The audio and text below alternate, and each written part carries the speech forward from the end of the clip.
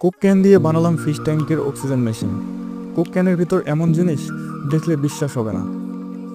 এই ক্যানটা এখন মাছের জীবন বাঁচাবে। ক্যানের দুই সাইড কেটে নিয়ে এভাবে বেলুনের সাহায্যে একটি এয়ার চেম্বার বানিয়ে নিলাম।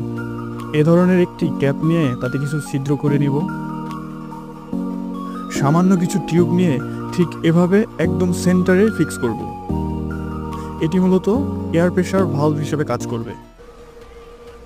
আমাদের এয়ার চেম্বার রেডি। নিয়ে নিলাম একটি ছোট ডিসি মোটর। এগুলো খুব সহজেই আমাদের আশেপাশে অ্যাভেলেবল থাকে।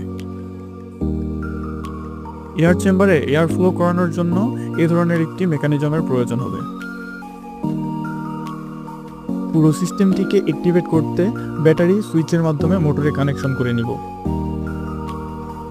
পাইপটা রাখলাম পানির নিচে। সব কিছু রেডি, এবার শুধু একটা ক্লিক।